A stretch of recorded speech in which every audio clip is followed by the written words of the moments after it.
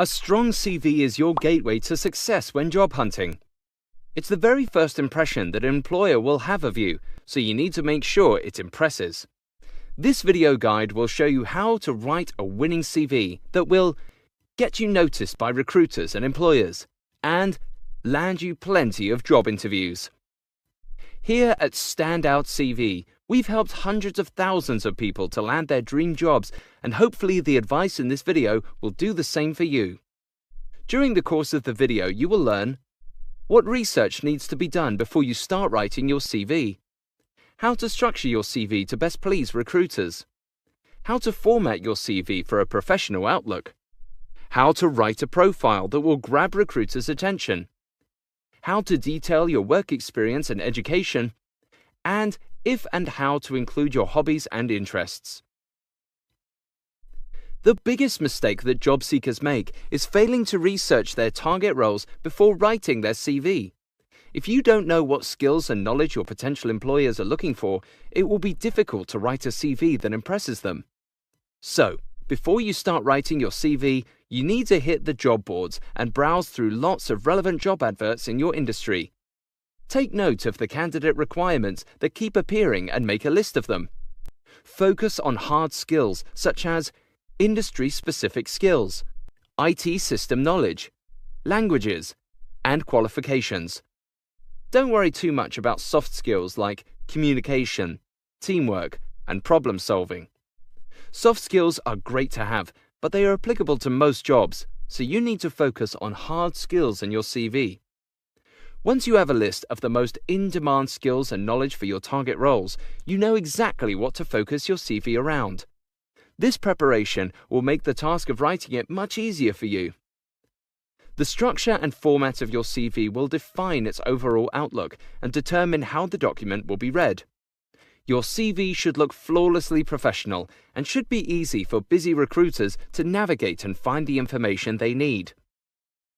Firstly, you should use a word processing program like Microsoft Word or Google Docs to create your CV. They are very easy to use and are the globally recognized format for CVs across all industries. Here's an overview of how to format your CV. Keep the format simple by sticking to a clean and crisp font that can be easily read. The color scheme should also be basic. Black text on white background is best. Don't be tempted to use fancy fonts and wacky color schemes in a bid to stand out. This will look unprofessional and could make the CV difficult to read. There is no set-in-stone rule around CV length, but 2 pages of A4 is usually enough to tell your story without boring readers. Just remember that recruiters and hiring managers sometimes see hundreds of CVs a day, so try to keep it concise if you want to hold their attention. Use bold headings to divide the sections of your CV. This will help recruiters to navigate it when skim reading. Once you have a format for your CV, you need to structure it in a way that draws attention to your most valuable skills and creates a pleasant reading experience. This is a brief overview of how to structure your CV before we delve into the details of each section. Your name and contact details should sit at the very top of your CV so that recruiters can easily see how to contact you. Your CV profile or personal statement is a brief introductory paragraph that summarizes your abilities and aims to grab recruiters' attention when the CV is first opened. A bullet-pointed list of your most relevant skills provides a snapshot of your offerings as a candidate. Your work experience should be listed in reverse chronological order to showcase your ability to apply your skills in the workplace. Your education should be listed near the bottom of your CV. Hobbies and interests are an optional section and can be added to the bottom of your CV if you think they will add any value to your applications. Now let's take a look at each section in detail and how to write them. You don't want your contact details to be missed, so place them at the very top of your CV underneath your name. You can also add a professional title next to your name to really set the tone of the CV. Anything from management accountant to chemistry graduate. Ideally, it should relate to the roles you are applying for. The only contact details you need to include are your email address, Just make sure it's a professional-looking one with no nicknames. Your phone number and your location. You don't need to include your full address, date of birth, marital status, or a photo of yourself. None of these things will have any effect on a hiring decision, and they will waste valuable space. Your CV profile, or personal statement as it's also known, is the first proper content section of your CV. It is an introductory paragraph which summarizes your skills, experience, and knowledge, and its purpose is to catch recruiters' eyes when they open your CV, excite them, and encourage them to read the rest of your CV. It should give readers a nice overview of your industry-specific skills, types of companies you've worked for, qualifications, and the benefits you deliver for an employer. To write a successful CV profile, you should keep it short and sharp, somewhere between 5 and 10 lines. Pack it with in-demand skills and experience. And avoid using cliché terms like hard-working team player. Underneath your profile, add a bullet-pointed list of core skills, your most valuable attributes, split over 2 or 3 columns. Keep the points under 3 words ideally, so that they jump off the page and create a snapshot of your offerings, which can be digested in seconds by busy recruiters and hiring managers. It's a great tool for making sure readers stick to your CV and don't skip past it. Again, these points should be heavily tailored towards your target roles, including things like role-specific skills, qualifications, market or industry knowledge, languages, and IT skills. They can also be quickly edited if you need to tweak the CV slightly when applying for different roles.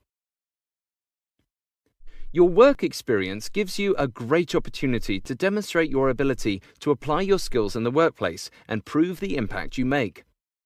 Your work experience should be listed in reverse chronological order, that's latest to oldest, with plenty of detail in recent roles and less detail in older roles. The reason for this is that employers are more interested in your recent work, as it gives a better reflection of your current capabilities. If you don't have any direct paid work experience, you can also add voluntary roles, school or university work placements, part-time jobs, or any example where you have worked to support a company or organization. When writing role descriptions within your CV, you need to ensure that you make it easy for recruiters to read them and process the information you are trying to get across. This simple but effective structure is a great way to do that. Head each role with the dates you were employed, name of the employer, and your role title.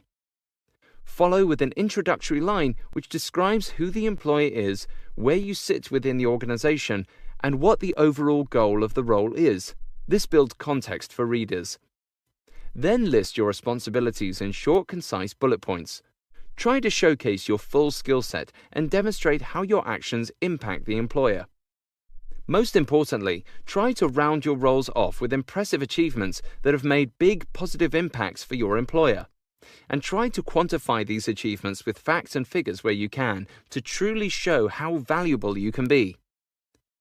Good examples of achievements include saving costs, generating revenue, saving time, improving processes, hitting targets, and helping customers.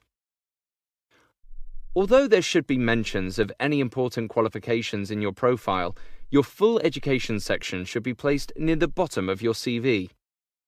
It should simply be a list of all the relevant qualifications you have along with dates obtained.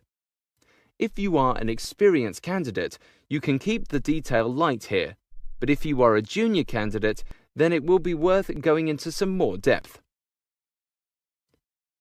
Hobbies and interests are an optional section, and it's entirely up to you whether you include them or not.